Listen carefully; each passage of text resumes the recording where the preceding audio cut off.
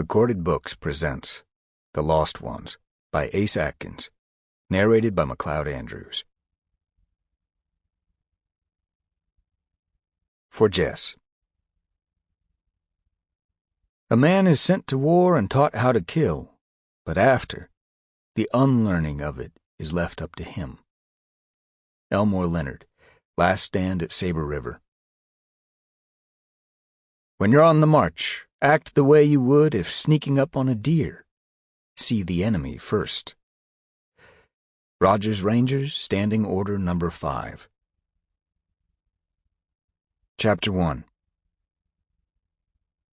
A couple roustabouts had been asking about guns at the Tibbehah County Fair, but by the time the word had gotten back to Donnie Varner, they'd long since packed up their Ferris wheel, corn dog stands and shit, and boogied on down the highway. He'd tried for them at a rodeo up in Eupora and the fall festival over in Hernando, but it wasn't until he pulled off the highway into a roadside carnival in Byhalia, Mississippi, that he knew he had the right spot.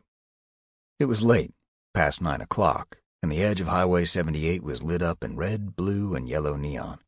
The fairway spreading out past the gas station and into an open cow field, bursting with folks carrying popcorn and balloons, little black kids and white kids, Mexicans working the stands. The air smelled like burnt sugar and cigarettes. ¿Dónde está Alejandro Ramirez Humana? A fat brown woman running a stick around a cotton candy dryer nodded to the flashing lights of a tilt-a-whirl called the Cool Breeze. As Donnie walked closer, you could see the little cars spinning and zipping up into a fake ice tunnel where folks would scream when getting blasted with cold air and mist. Donnie's white T-shirt was already soaked through from his ride up from Jericho with no air conditioner and a busted-up Dodge van he'd borrowed from his church. How the hell else could he have brought a sampling of the 15 AK-47s, 2 Mossberg 12-gauge shotguns, 3 MAC-90 assault rifles, a Ruger Mini-14, and a .223 caliber AR variant rifle? There was a mixed bag of ammunition, scopes, magazines, and gun cases to show that he meant business and could deliver more. A dark girl with long legs was taking tickets, black hair pulled back from her face with a pink scarf, wearing a white tank top and shorts, a fat pink belt around her small waist. She was tall and thin, with muscular brown thighs. She wore a pair of old cowboy boots. Donnie smiled at her and repeated, ¿Dónde está Alejandro Ramirez Humana? I speak English. Where's he at? Who are you? A friend. I don't know you. A couple kids muscled by Donnie and handed the girl tickets. Both boys looked at the Mexican woman in the damp white tank top and smiled at each other. Their heads swiveled as they made their way up the ramp, nearly tripping over themselves into the Cool Breeze tunnel. I heard he needed some guns, Donnie said. That's not true. Fine by me. Don't talk so loud. I'll be getting a hot dog over at that stand. What is your name? Donnie Varner. Alejandro knows you? Just tell him about the guns. Donnie pulled out a pack of Natural American Spirit cigarettes and thumped them forward, ripping open the box.